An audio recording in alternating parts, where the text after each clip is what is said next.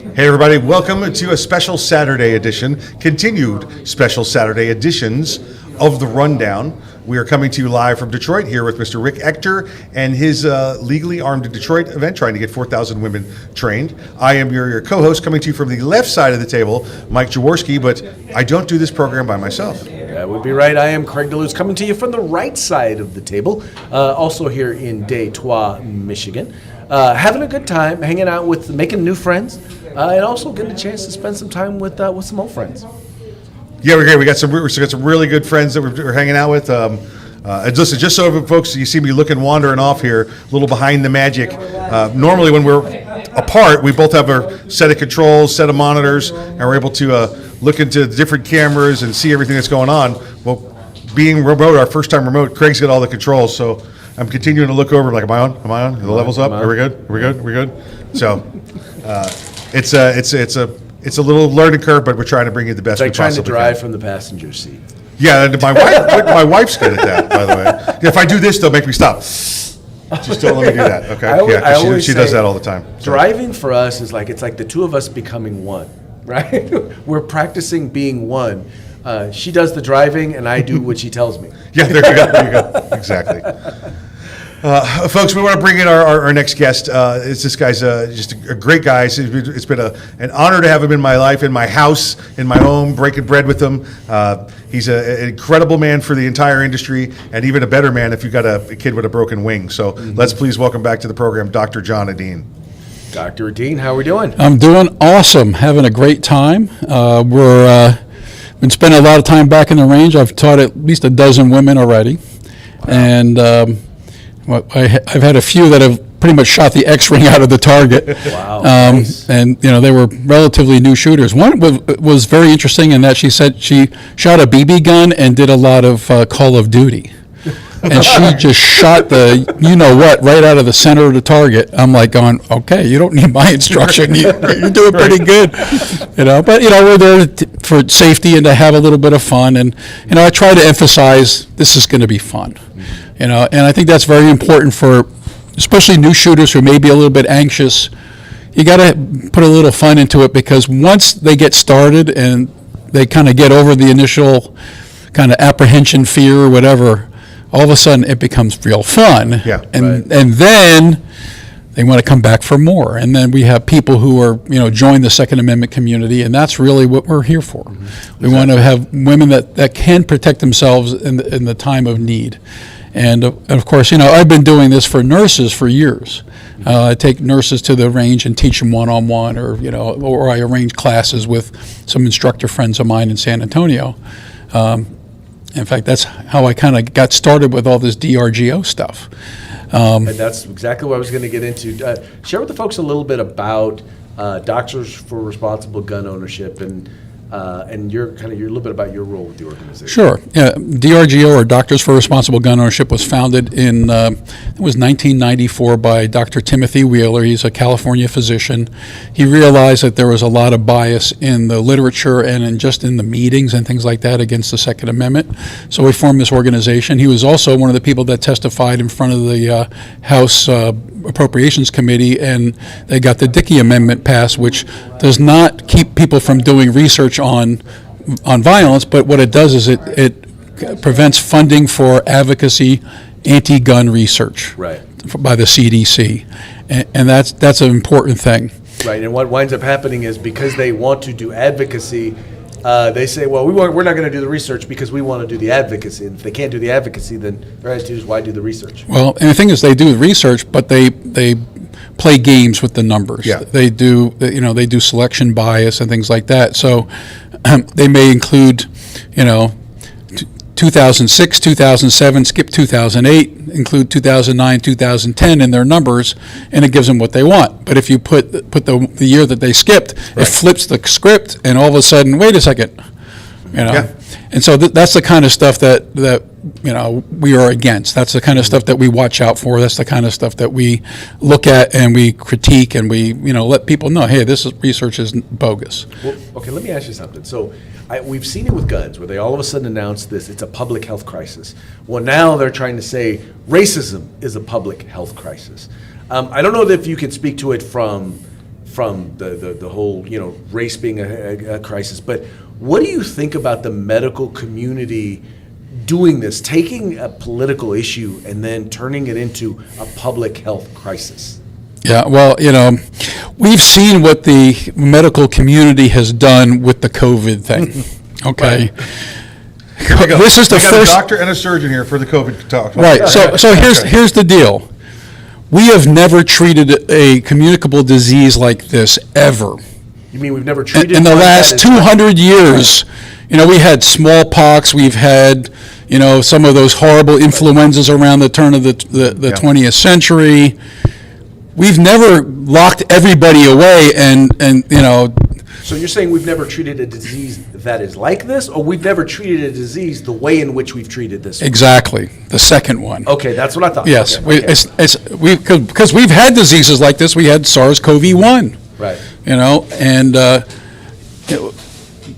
things have been so politicized. Let me ask you a question. Why are we not treating people when they are first diagnosed with something like hydroxychloroquine, ivermectin, Because Trump said it was antibodies, good. well, Because whatever. Trump said it was good. There's a lot of things that we could have done that we had not done.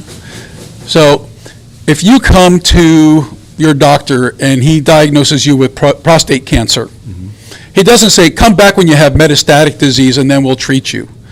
No. They treat you early on, you get in there, you take out the tumor, you do whatever you got to do, you do the radiation, whatever it is. Right. You don't say, let's wait till we're at the end stage when you're so sick that you need to be in the ICU. That doesn't make any sense. And, I've talked with the powers that be at my hospital, in my hospital system, and I asked them, why aren't we doing outpatient stuff? And they had no answer for me. Because that's not what the NIH and the CDC put down. Right. And here's the other thing is, it really has to do with money, okay? Hydroxychloroquine and ivermectin are generic drugs. Nobody makes a lot of money off of them. However, remdesivir is $1,000 a pop. Yeah. How many billions of dollars have we spent on developing vaccines? Why would you develop a vaccine if you have a simple oral treatment? Right. So these are all the questions that we have to be asking our medical community, and we have to be asking our politicians. Why have we not been treating this stuff this way? And frankly, I think it's criminal. That makes the way sense. it's been Listen, treated. folks, make sure you got what the doctor just said, because I didn't even thought about it this way. No, Craig. I didn't either. That's a good one. Why would I spend $1 trillion to find the cure for headaches instead of just taking an aspirin when I got a headache? I mean, we could do all the research in the world to figure out what causes headaches and eliminate that completely, or just take an aspirin when you get a headache. Right. Or Why even- aren't we yeah. treating this that Or way? even better, if you have a cold, why wait until you've got 105 fever before you take something. Yeah. And pneumonia. And pneumonia. And Right. and now you're so sick that you got to go in the hospital and be in an ICU. On the ventilator. Exactly. When they could have And done ventilators are not good if you have COVID. I can tell you that right now. Tell us about that, because Please. ventilators evidently we need all the ventilators we can. Right. otherwise I we're mean, going there to are some die. people that require ventilation, Right. but a lot of people actually end up with lung damage from the ventilators. It's too much. In our hospital, we were doing something called ECMO, which is extracorporeal membrane oxygenation. It's basically a heart-lung bypass. Treat the patients, let their lungs recover, Yeah. and then once their lungs recover, get them back to breathing again. And then we did a lot of that in our hospital, and a lot of places were doing that as well. There's a lot of things that can be done. The antibody treatments, the convalescent antibodies, those are things that can be that now we're doing earlier on. But in the beginning, we didn't have a whole lot of that stuff available. But what we did have were drugs that were easily, but because of politics, Right. we were told you can't use them. For instance, in Europe, hydroxychloroquine was an over-the-counter drug because a lot of people would go to North Africa for vacations and stuff, and so you could get hydroxychloroquine. Well, as soon as this whole thing hit, guess what happened to hydroxychloroquine? It was taken off the over-the-counter. You had to get a prescription. Now, why would that be? Why would you do something like that? These are all questions that we all need to be asking. I'm not saying, am I a conspiracy theorist? I don't know. But these are questions that we have to ask ourselves. Why are certain things happening? Is this taking advantage of, okay, so you got a pandemic going on. Right. Was this a pandemic, or was this an accident? Yeah. Or was it an accident that was taken advantage of? And then, the worldwide, those on the left decided this is our time to let's let this crisis go to waste, right? Listen, we were 1 month away from the most incredible State of the Union address I'd ever seen. Yeah. He'd won that re-election there in January, and then this comes around. Yeah. And I'll hand you this one. Craig says he's not a conspiracy theorist; he's a conspiracy connoisseur. Yeah. I love a good conspiracy. Yeah, well, He doesn't buy into him, but he loves to listen. I love to listen. Yeah, that's good. I mean, so these are all really things that we have to ask good questions. And in my 30-something years of practicing medicine, I've never seen this happen. And John, the first 10 or 12 years was in the Navy around the world. Right. This is not that there's anything wrong with your hometown doc starting out that way, but Dr. John started out in the Navy and ended up as a commander 10, 12 years later, and then left the naval service after going around the world into all these crap hole countries. Right. And I've been to Somalia. I've been to a bunch of places. So let me now getting back to the original question was the creating the state of emergency. So you talked about how they take advantage of a crisis, and they did it with COVID. Now let's talk a little bit about how they've done it now, because really they've tried to do it with guns. They're trying to do it now with racism. Right. The medical community stepping in and declaring it to be a medical crisis. The political community stepping in and telling the medical community what it is, and the NIH and CDC declaring it. Right, and not only that, but a lot of medical practices are now corporate. Yeah. A lot of practices work for hospitals, and so the corporate entities, let's say, they may not even talk to the doctors about alternative treatments. You just get the party line. What does the CDC have to say? What do these other people have to say? And my answer is, what about all those other people around the world? What are they doing? And so you got, as a physician, you have to do your own research, and you have to go look at other sources. You can't, and frankly, I'm becoming less and less trustful of our government entities because they've lied to us. Yeah. And they've lied to all of you as well. And so there's a lot of information out there. If you know where to look, you can find it. Right.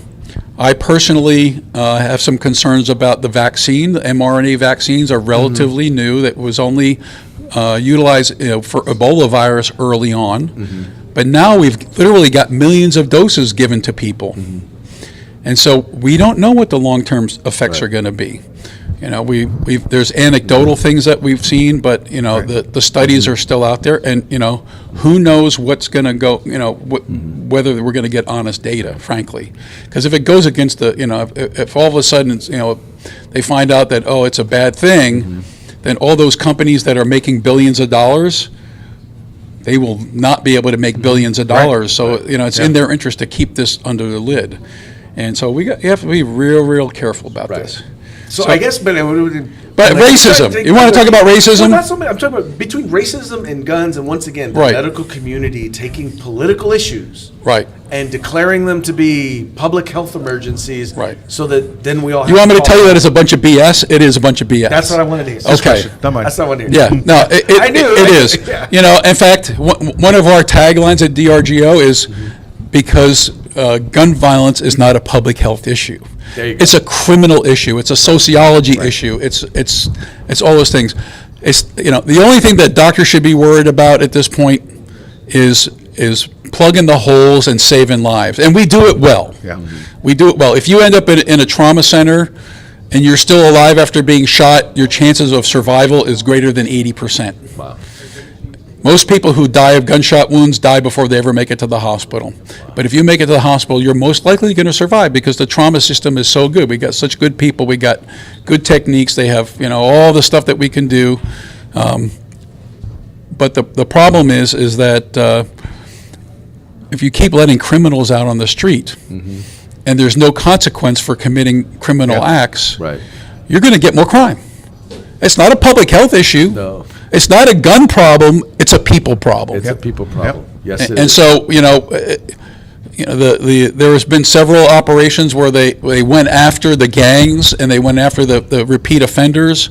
They took them off the streets, and crime went down and violence amazing, went down. isn't What a shock! It's funny. I'm so shocked that would work. We've had that conversation in California where, the early 90s, we passed 3 strikes, we passed a bunch of mandatory minimum laws.